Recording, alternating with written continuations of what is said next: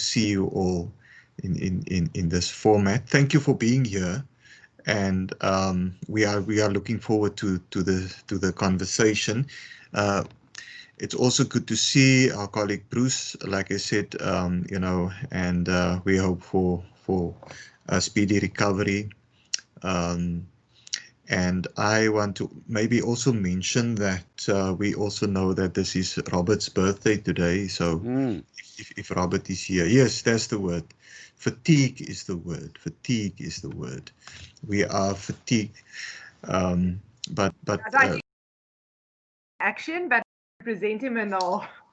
Yes, Julie, please, please just share with Robert our deep appreciation.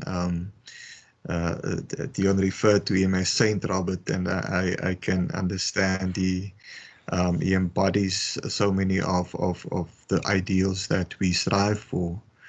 And as wife, I concur with that, and which is also. You concur that it is not only in the public spaces; it's something that he lives, and so wonderful. Thank you, Julie. Will you also please share it with Robert? But colleagues, I did think that at least for this week and next week, it is important that we still allow some sort of space to reflect, and also space to also make some key decisions in terms of next year and a year after that. It's already clear that at least for the foreseeable future, the first part of next year, even the rest of next year, that yes, we will still have to live with the reality of COVID. And I think it's important that we are not fearful, but that we are respectful. And of course, that in terms of where we want to go, that we are also mindful and sensitive to the times that we are living in. I'm now reflecting with you remember old Franciscan, I think, priest Albert Nolan, who's been writing in the 80s on the signs of the times and how we need to discern the signs of the times. I mean, that's not just Albert Nolan, but there's a broader conversation on that discernment, and I think it's discernment where we are today. So thank you for being here still, and we want to make most of your time here. And today, I think we will definitely, it will be an investment, I think, that will bear fruit. I'm confident about that. We have with us our current Vice Rector for Social Impact, Transformation and personnel at Stellenbosch University. Professor Nico Koopman, former Dean, also at the Faculty of Theology. It's always wonderful to have you again with us, Professor Nico. Over the last few weeks, I've been reflecting, and yesterday I reported at the Ecumenical Board our reflections on the journey of the faculty, not just for this year, but the journey of the faculty over the last 3 years, 5 years, 10 years. And the data clearly indicates that in terms of your impact and your role within the faculty, during your, shall we call it, your season as the dean, it really made a key and a significant shift in terms of where we are today. Where we are today is that in terms of gender, we are, in terms of the faculty staff profile, 50-50, in terms of, or close to 50-50 in terms of our student profile. In terms of gender, we have this year for the first time the female students have tilted, in a sense, the scale. They are the majority in terms of our current student numbers. In terms of the staff who are currently making key impacts, it's people that have journeyed with you, and I think it's significant that at this point by the end of the year that we have you here, Professor Koopman, to reflect with us. Now, colleagues, I also approached Professor Elna Maton, but as you know, she is currently involved at the Murray Center for Spirituality as leading the chapel services there. And she indicated that she would have loved to also be with us, but unfortunately, this is also the time for their regular chapel services. But she also sent the greetings, and I really would have loved to have this conversation with her and Prof. Koopman as they reflected on this question. What are the lessons that we've learned, in particular in this year?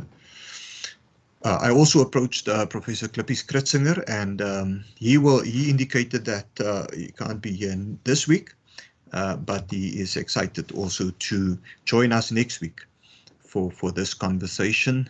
Of course, he's an emeritus professor and also a former dean of religion and theology at University of South Africa in Unisa. And we are looking forward also to what he will share with us. Now, how it works today, we will therefore have the conversation with Professor Koopman. I will stop speaking now, and he will have about 10 to 15 minutes, perhaps even 20 minutes, it depends. And then after that, we will I've asked Dr. Chantal Weber again to briefly reflect, in a sense, respond to the insights from Professor Koopman. I think it would be appropriate that we hear also how you are heard, Prof. Koopman, here in the faculty, in a sense, from someone who is on the front lines. I think most of us are there, and then our conversation is open. Colleagues can make comments, can ask questions, and we have a conversation.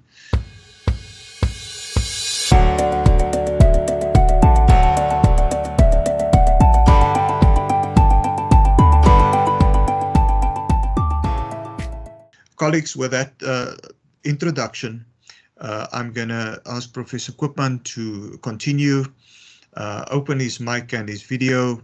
And Professor Koopman, Nico, we are looking forward to what you will also share with us today.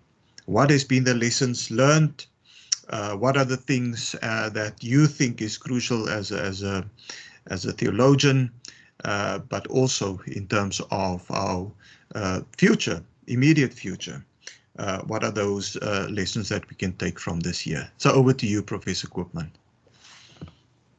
Good afternoon, colleague Reggie and colleagues. Thanks, Reggie, for inviting me. And it is wonderful to commune with you, colleagues. Always exciting, and I feel energized when I'm amongst my most immediate colleagues in theology. So thank you that I can briefly make some introductory remarks, and then that we can discuss together, segues forward together. Reggie, I phrased my presentation briefly as learning, even busy learning lessons as theologian during COVID-19. I will share some thoughts, and then we can engage in good discussion. And thank you, Chantal, that you will reflect directly upon this input. So I start off, colleagues, by saying that if we look at can I just ask, Reg, can you see the screen?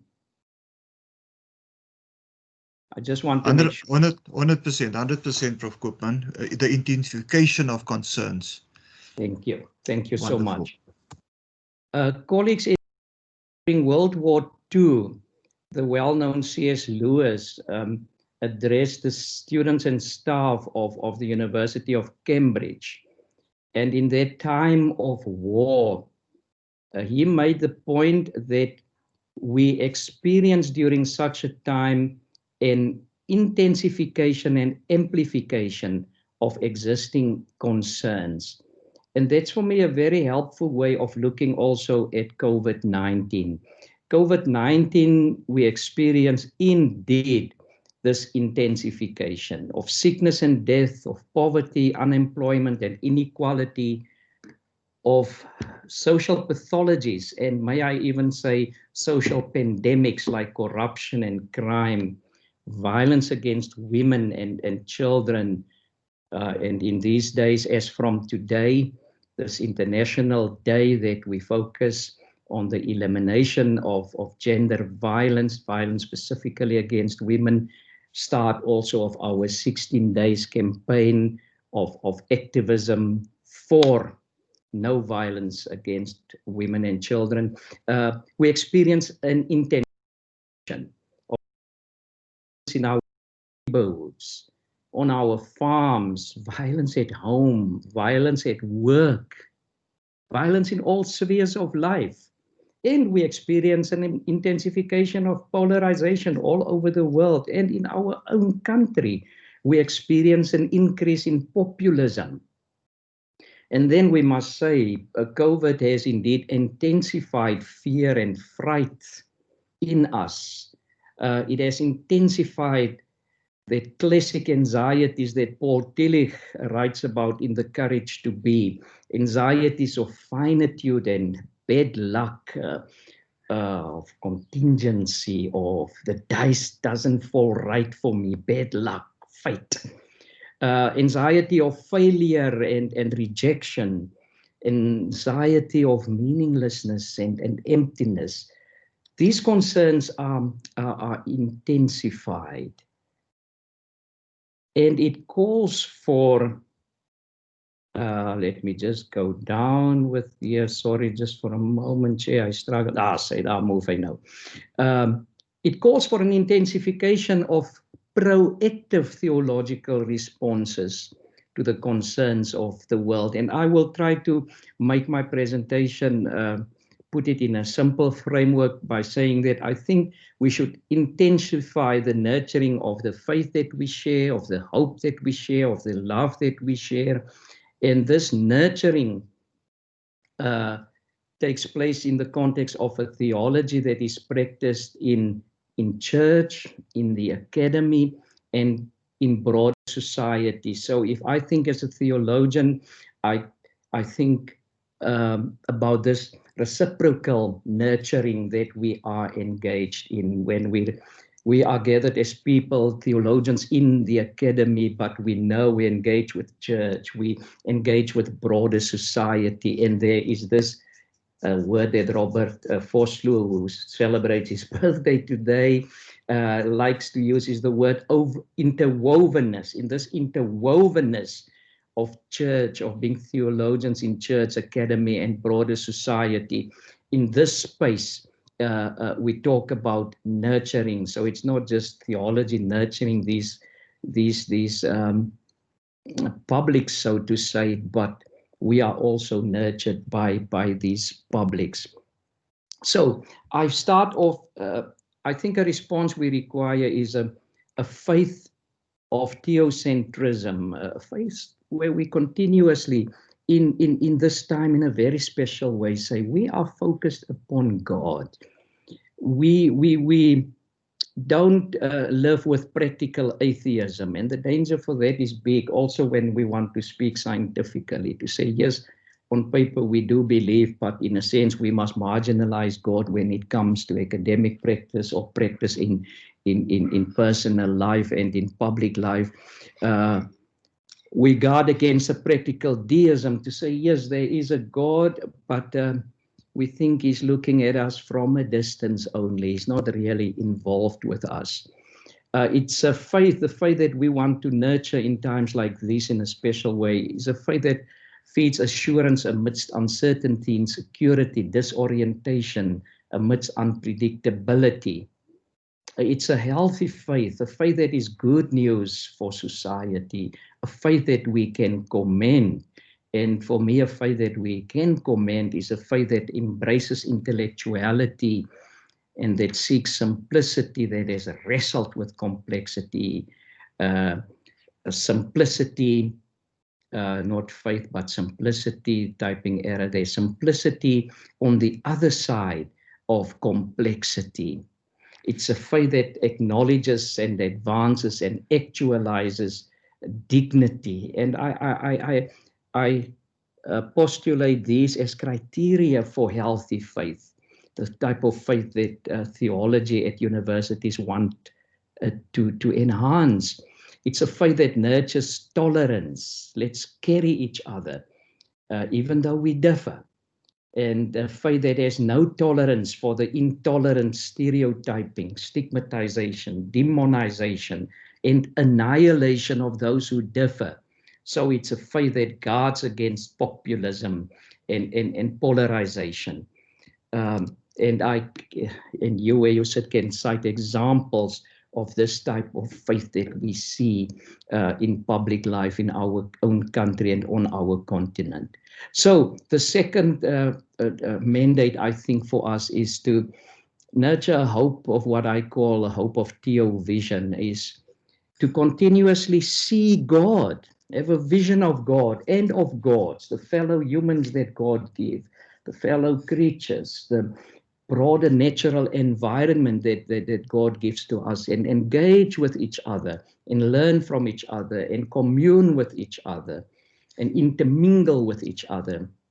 And to see also that those who are with us are more than those who are with them in a time like this in a very special way. So theovision also in the sense of to see what God sees.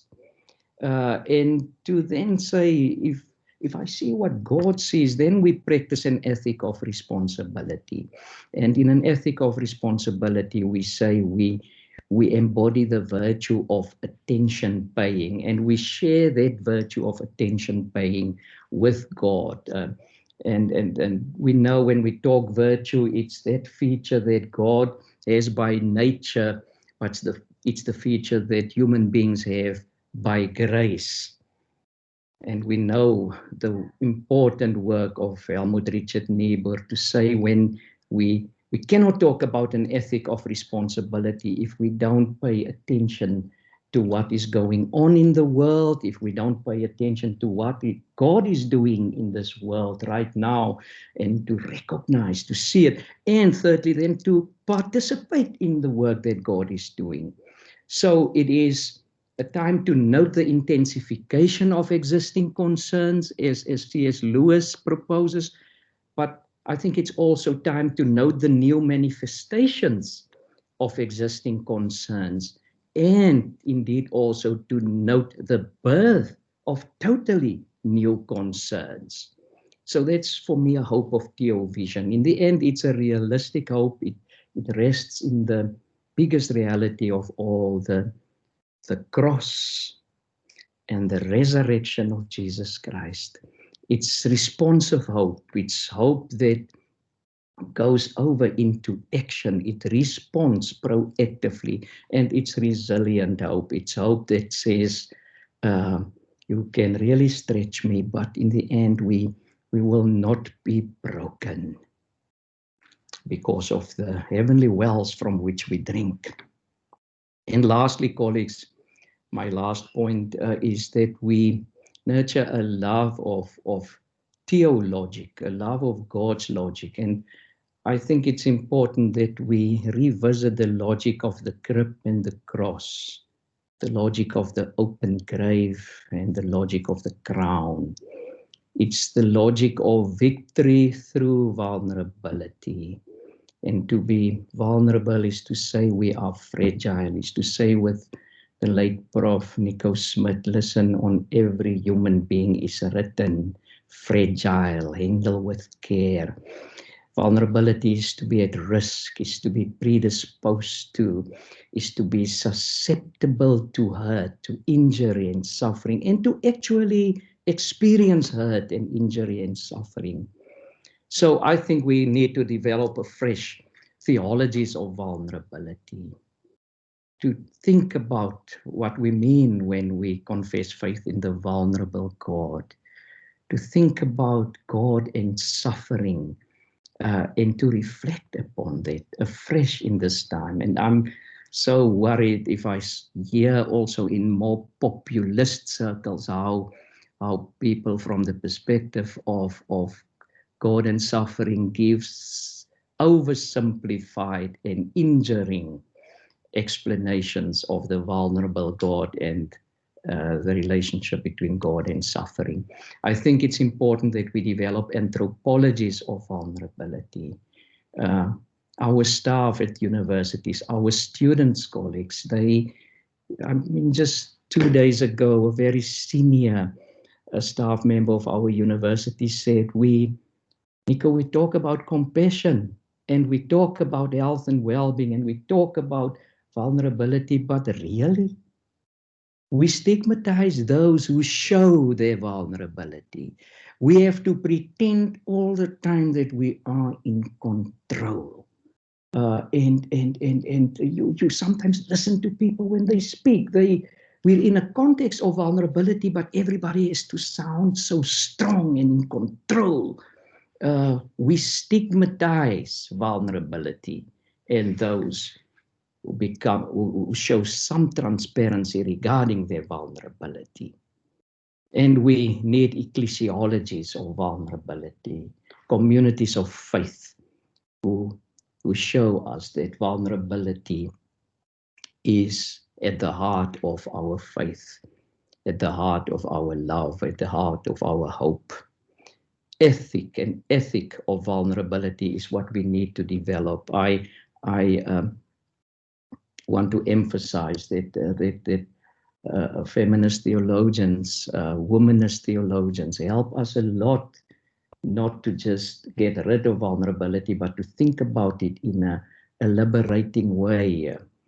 And then a public life of vulnerability. In the corporate sector, people increasingly speaks about vulnerability, and it is important that they will often, if I read the literature, talk about vulnerability so that we can function better. So there is a sort of, even there, a sort of profit, financial profit motive. But we need to also in the corporate sector say, let's give impulses and insights for the way we deal there with vulnerability. And then I have spoken about amidst our business continuity at Stellenbosch, to which we are committed during COVID-19, we must make sure that it is not a business as usual and a business that neglects vulnerability and compassion. In vulnerability discourse, and I'm close to the end, Chair, you can see it. Point 3 is the conclusion there. Dirkie Smit, in my years that I worked on an anthropology of vulnerability here from 2003 to 2008, more or less, Dirkie challenged me and always said, but we cannot talk about vulnerability without talking about compassionate justice. And this is important, that I think in these days, in a very special way, we must revisit the notion in the Bellhar Confession, amongst others, of compassionate justice. Justice especially to the most vulnerable.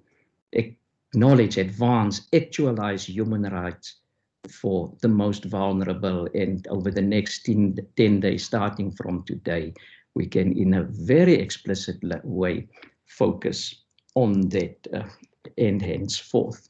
So I call for, let's decontaminate vulnerability logic, which is in the heart of the Christian faith tradition, decontaminate compassionate justice logic. Even justice is a word that I often hear people say, no, let's rather talk about fairness. We can go further with fairness. Justice sounds too judgmental, too simplistic. And I think theology needs to bring social justice discourse on the table in such a way that it can get access to all circles of life. So I think we need to strive to make our simultaneously complex and simple logic. Let me do it over. Let's strive to make the simultaneously complex and simple logic of the gospel accessible within communities of faith. So let's revive a humble polemics and also in spheres outside the community of faith. Let us practice a humble apologetics. So we have a gospel of loving justice, of compassionate justice, of justice to the most vulnerable that we can commend. But let us commend it neither with arrogance nor with self-withdrawal, but with humble assertiveness. Colleague Dean, there are many stories of the distinctive contribution of theology that staff and students specifically make on the Stellenbosch University campuses. Sure, I was tempted to start typing them out, but only out of fear that I do not, that I will not be inclusive enough. I left it out. That I can do on some other day. But as faculty and as individual members of this faculty, you are honored in broader campus life. I need not tell you that, but I can confirm it. So I can say today, let this faculty continue what you're doing. Do it consistently with humble assertiveness. And assertiveness, humility, which means that you continuously learn, and especially that you continuously seek renewal and innovation in intensified manner, especially in intense times like this. C.S. Lewis said, on the one hand, he experienced in those days of the Second World War, there was an intensification of existing concerns, but he then also say, now we need intensification of innovation. And really, I think we need to intensify our innovation efforts in theology, in interdisciplinary sectors in all spheres of life. That by way of starting, colleague Dean, and I thank you for your attention, colleagues. Thank you, thank you, Professor Koopman, for that introduction, and also for the insights that you've shared with us, and also comparing it to a different context and also perhaps a different era, but in a sense it there's some resonance in terms of where we are today. On your comment about the contributions of various theologians on campus and broader. While you were talking about it, we also receive the information that one of our postdoc fellows, Dr. Marty Momberg, has been recognized as one of the top postdoc fellows within the university, the top 20, within the top 20 amongst about 320 postdoc fellows for a work on shifting perceptions of Zionism and also advocacy work with regard to the situation in Palestine. And I think it just sort of amplifies but underlines your comment about the contribution. And so we can also mention many other names, but I just wanted to highlight that because it literally, while you were speaking, we became aware of that. So also commending the colleagues at Systematic Theology and Ecclesiology, Prof. Dion Foster there. Colleagues, I've asked Dr. Chantal Weber to listen intently to Prof. Koopman, and also perhaps to contribute a response. How it's heard, what you've shared, Prof. Koopman, and I'm going to ask Dr. Chantal Weber to take it over from here. Dr. Weber. Yeah, thank you so much, Nico. I can't see your shoes, my brother, but thank you for what you've shared with us. He knows why I say I can't see his shoes. But yeah, I mean, yeah, in my humble offering here, I'll just share three core aspects I think about as I listen to your reflection and think through the lens of queries and things that's come to my desk this year from a teaching and learning perspective, from students, from staff, And then, yeah, of course, also including myself, you speak about forms and effects of violence and anxiety on different levels. And, my simplistic mind, one of the things that I kept asking myself this year was, what type of crisis are we dealing with, Is it an acute crisis that we have to attend to immediately? Is it, a crisis of adjustment where we need to, make adjustments, but it's part of the package? But I also asked myself things like, is this a chronic crisis? Is this going to be with us for a long time? And I know many people ask that question in terms of this pandemic. I also think about, our different ways of dealing with crisis as colleagues, as friends, as students, as administrators, different levels. But I really think many people, moving initially, in terms of approaching this crisis, you also need to respect that we deal with crisis differently. Some have adjusted eventually, some are still really struggling with the notion of being in crisis as a society.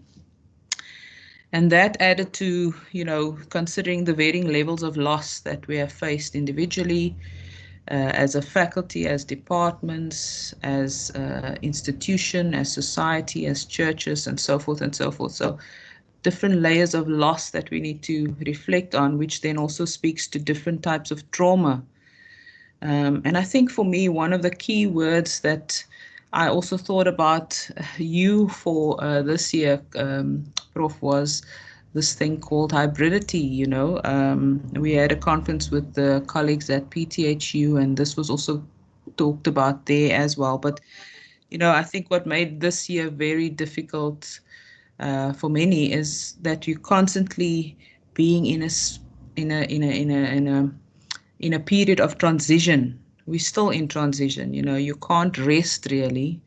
You go to a meeting and okay, that's been resolved, or you teach this week and that's been resolved. But this feeling of constantly being in transition, and I think that has a lot to do with your reflections on anxiety. And so in my mind, I'm asking, what were some of the lived experiences of hope that we can reflect on?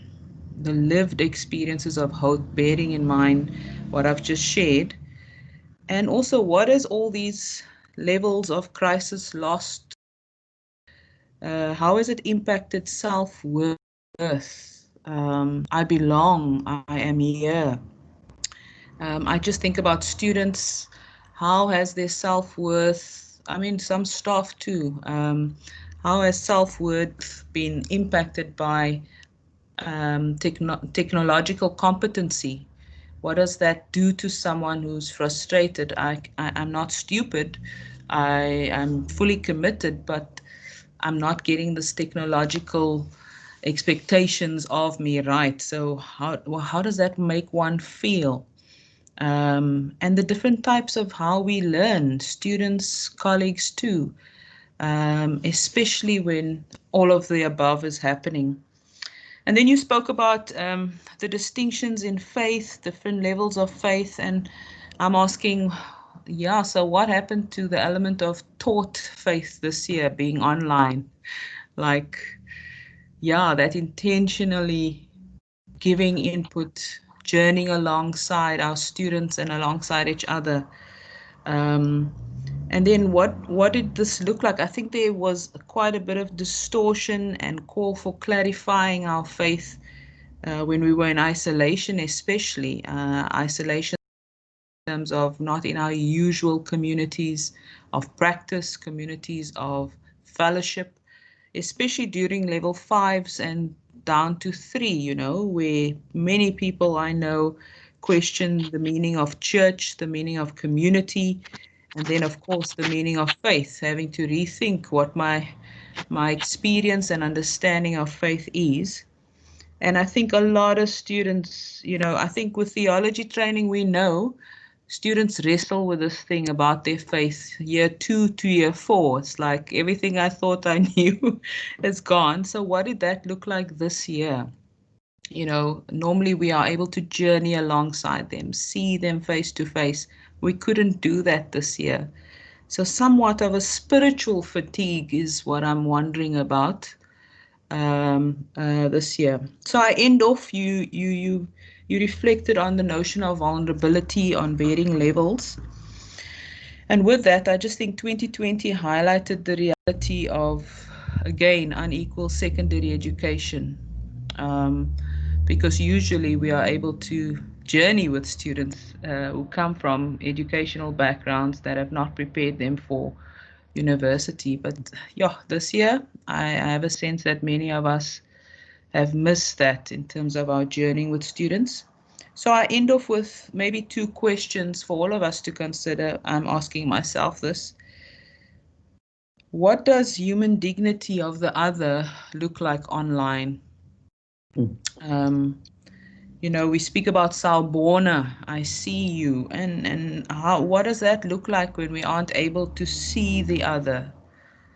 That's a challenge for me at this point. And then second question, how do we now, as our Director of Social Impact and Transformation, how do we as colleagues prepare for rest, for Sabbath during this time? Because we are still in transition. How do we even begin to prepare for that as we're not sure of what the new year still will hold? So thank you, Dean. I hope that was okay. Thank you, Chantal. Prof. Koopman, can I introduce or throw it back to you? Perhaps you want to respond to some of the comments. I think it was very profound, the kind of questions and also the comments, observations from Dr. Weber. Nico. Yeah, thank you, gladly. Thanks for the way you phrase it, colleague Chantel. A lot of food for further reflection. May I just add 2 or 3 of the comments? The one that you conclude on, we saw on the same page just last week. We had to ask our work stream for staff, which I chair, to say, listen, and they're busy, a team now working on what guidelines can we develop and send to our staff next week or the week thereafter, but early in December, guidelines from different disciplines on how can we switch off. That is a major concern for us, that we're concluding this year, not like other years,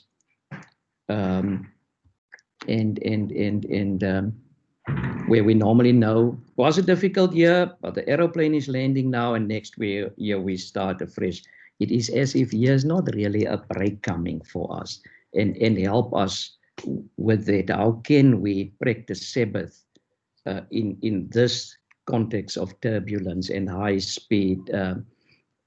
This is an extra challenge that we're sitting with, and there are those who, without sounding alarmistic, who warn us that next year might be more difficult than this year. Our Director for Employment, Employee Relations, colleague Ibrahim Abrams, for instance, says the support that could be given to people just to survive in some circles economically this year is falling away, and next year we will start feeling the real impact of economic deprivation. So all of this makes so many people not really switching off. So we need to think about how do you live sabbatically at a time like this. And the second thing is, how do we continue where there's so much fatigue at this moment? The Dean started with the word fatigue, and Bruce, they informally before we started the meeting, but it is really a time of working towards resilience and without offering simplistic solutions. I think here it is that we want to drink from the various wells. Now, on a university campus, we have the wells of art, for instance. Look at our university choir, how they could reach people locally and globally through the electronic medium. But we really want to drink from the richest wells of all is our worship services, in my opinion. And that brings me to the third point of Chantel. We're doing it all now from a distance. We do it electronically.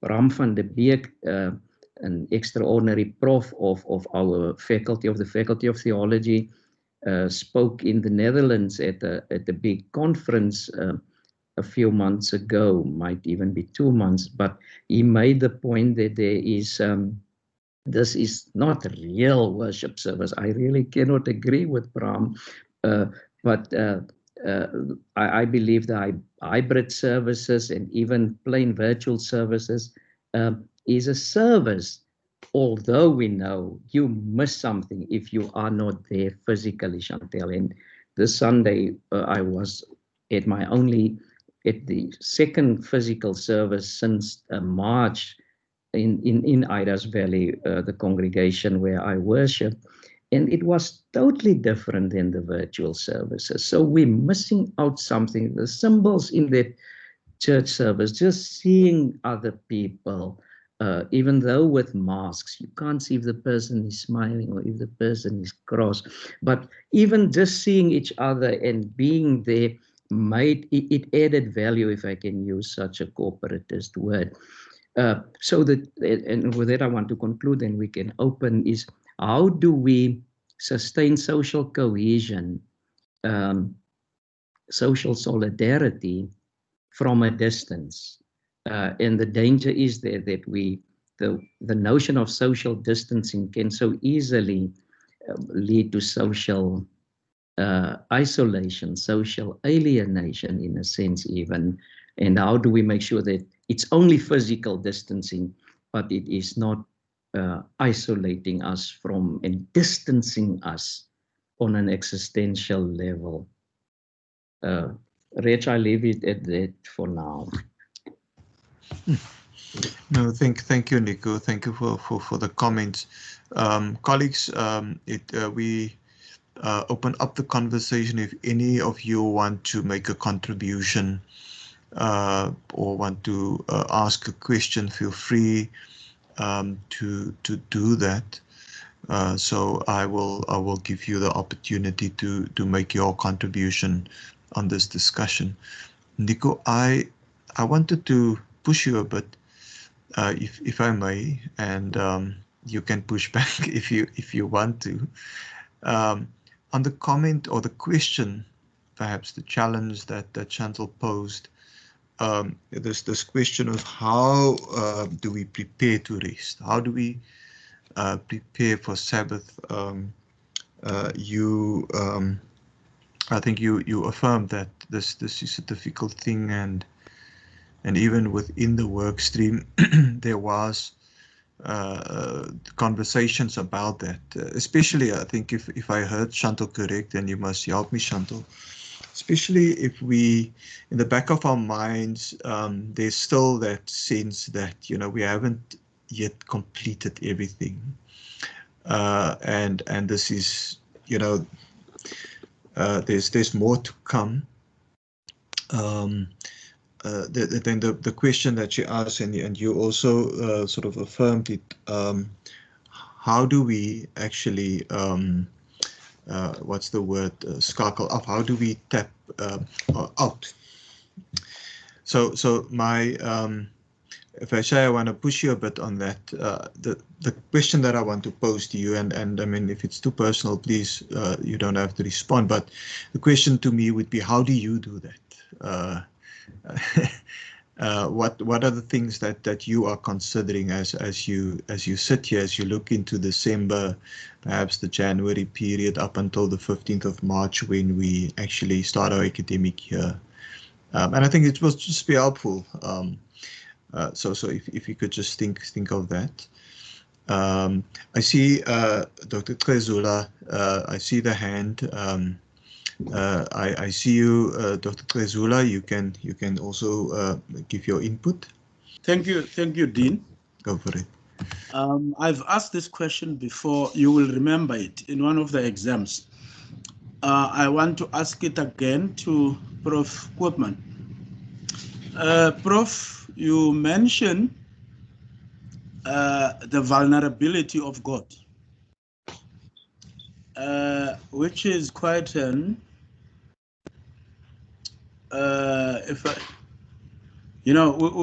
which makes us make sense of our existence.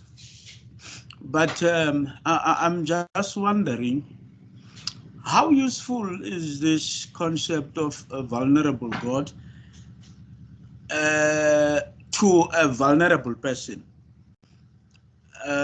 If I may make an example of most of the African traditional religions. People want protection from a deity, from a God. So the God should be strong. If I'm vulnerable and you tell me about a vulnerable God,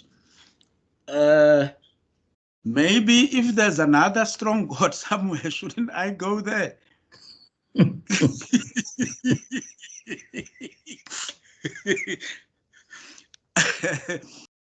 If I may just elaborate once, when the Jews were taken to exile to Babylon, they were very dispirited because the understanding was that Yahweh has been defeated by Marduk. And the prophet had to explain, no, he allowed it. He did not lose. But generally, from an African perspective, a strong really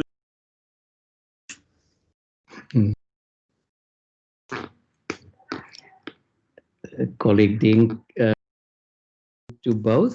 Yes. Yeah, I'll start with the last one, colleague Zula. Thank you so much, man.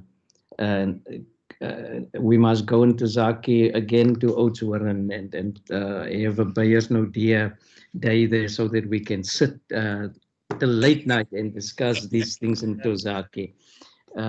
So, no, on a very serious note, you pose a crucial question. In my presentation, I try to play with a little alliteration of crib, vulnerable crib, and vulnerable cross, but then also the victory of the open grave and the victory of the crown, and use the expression victory through vulnerability. And that is for me the paradoxality of the Christian faith, apparent but not real contradiction, that the God of vulnerability is also the God of victory. Berkhoff in the Netherlands decades ago used the notion in Afrikaans of weerlose oorvermag. It's this vulnerable, overpowering that I see as the power of God. So this vulnerability must not be confused then also with we allow ourselves just to be humiliated. It's Ellen Busak in the struggle years preached and also published a book on Revelation, and I remember how he at one service in the chapel at UWC just said that this lamb is actually a klein rammetjie. Die lammetjie is 'n rammetjie. Here in Revelation, to say it's really he is strong. It's strength in the vulnerability, and I think Dirkie Smith made the same point when he challenged me to say the vulnerability is perhaps the lens through which you look at power and to human rights as well. That you do not turn your yourself away from strength and authority and power when you talk vulnerability, but it's a victory through vulnerability. And that is for me also a way that we ensure that the power that we talk about, for power of humans and the power of God, is always a power that liberates and heals the most vulnerable. And it's a power that is accompanied by humble living. So I would say I don't find it difficult to talk about the vulnerable God even, or the vulnerability of God, because it doesn't in any way break off on the strength and the might of God. The thing about how you yourself do it, Reggie, sorry that I'm going to give not a sophisticated answer, but in 19, when I became vice rector, was also the year of Open Stellenbosch. It was a difficult time. Thereafter, roads must fall, Open Stellenbosch, fees must fall. It was the insourcing challenges, and thereafter the language discussions at Stellenbosch. It was tense days. And in those days, I started to just type out my daily prayers. And it's now 5 years that I every day just pray. For me, the logic here of the lex orandi, the lex credendi, the lex vivendi, and the lex co-vivendi, that we say the rule of worship, of praying, and the credendi, what we believe, and vivendi, how we live in the world, having the strength to live, and co-vivendi, to do it together. That carried me in a very difficult months and years.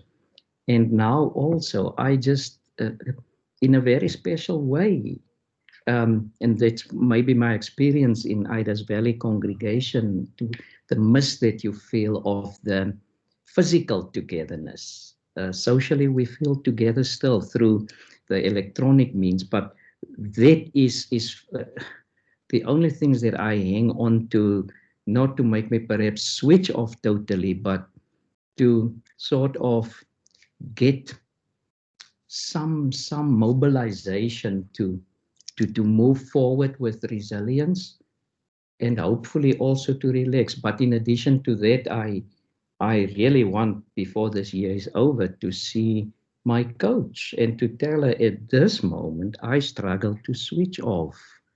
I know there's maybe a week or 2, 3 of a break that lies ahead from late December, but I also know that God works through professional coaches, and I must speak to my coach to just help me coming down. But the most important thing for me is, Reggie, at the moment, that connectedness to Christ and to God and to God's, and the connectedness with people like you here now, this communion. These are the things that help. Without this, no Sabbath.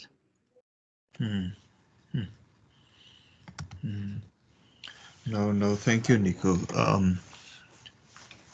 I appreciate sharing it from your own vulnerability, in referring to a few years ago, the context, but also how you've experienced it and how that has impacted you in terms of this particular practice.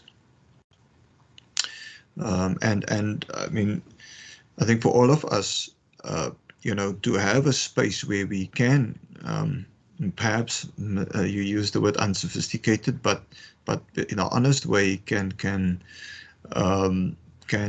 open up our vulnerabilities in a safe space, trusted space. I think that also is critical in these. So I would really want to thank you for that. I think that sort of brought everything home in a way. And I think it's a good place to start to reflect on all our individual practices and what do we and how we are going to do it in December, but also for foreseeable future. And then also the reference to other trusted professionals, coaches with us, as we also acknowledge that we cannot do this alone. I want to, Peter also made I think an important comment, the whole thing of switching off in terms of devices, disconnect, to positively be unavailable. Peter, I've added some words there to what you said, but I thought that's also what you mean to in a sense be unavailable. That Peter say equals well-being. And I've seen it, I've experienced it personally as well, that it's difficult to say no. It's difficult to switch off because it the kind of world that we find ourselves in, not just the academic world, but broader, is a world where we constantly need to be able to perform and be seen to be on top of everything. So I thought, by sharing also your vulnerability, also as somebody that we look up to, I think that's also very, very valuable. And then Peter continues to make the point that we've seen it. Perhaps if we disconnect from our devices, then it's an opportunity to connect inward, to be available to yourself, and to also be caring towards yourself. There's this idea that we are compassionate to others, and we only measure it against our relationship to others. But what about ourselves? Being compassionate to our own perhaps failures, or are we willing to also allow ourselves to to be weak or to be insecure perhaps? No. I don't know, Dr. Weber, if you want to make a last comment or two. I want to perhaps bring the plane to land. Dr. Chantal Weber. I'm fine. When you say I'm fine, I see that video of that meme of somebody swamped and just two hands up. I'm fine. I'm fine. But I thank you for also your contribution, Chantal. And Professor Koopman, thank you. Yes, Rich, maybe one last comment is, yes, please. And we must think about that. I feel almost guilty to talk so much about my grandchildren. But if there are spaces at the moment where I feel, I switch off and I enjoy, it's in the spaces of that childlike faith and joy. And maybe one must think about that. It's as if your personality change when you're in the presence of those little ones, of which God says, become like them. Maybe we must ponder that type of thing also. Yeah. What a beautiful space to conclude. Some of us are not yet granddads. And we're also fine with that. Yeah. But thank you for sharing and for being with us and being yourself with us. It in a sense deconstruct this images that we have of management, senior management, the corporate world. When we know you as Prof. Koopman or Nico, and somebody who embodies the kind of vulnerabilities that often we reflect on and research and write about. So thank you very much. Thank you so much, Reggie, and colleagues. Thank you. And also to all the colleagues, Dr. Chantal Weber, thank you also for your reflections and for often, importantly, asking very important, perhaps sometimes awkward questions, but key questions. As we reflect deeper on who we are and why we do things. Colleagues, I want to thank you all for being here, for staying the course. I realize that that we've this fatigue, but I appreciate the fact that you are journeying with us, that you have made the effort to be here. I want to wish you well, Robert in particular, for your birthday. Enjoy the rest of your day. And to Ian also. Ian, get well soon. We are glad that you were able to log in, but we want to ask you also to take it easy. And colleagues, have a wonderful day further. Prof. Nico Koopman, have a wonderful day further. We will post it on our YouTube channel, and it will be available also for other colleagues who are not able to be here today. Thank you very much, colleagues, and have a wonderful day further. Thank you, Dean. Thank you, colleagues. Bye. Thanks, Prof. Bye. Bye. Bye.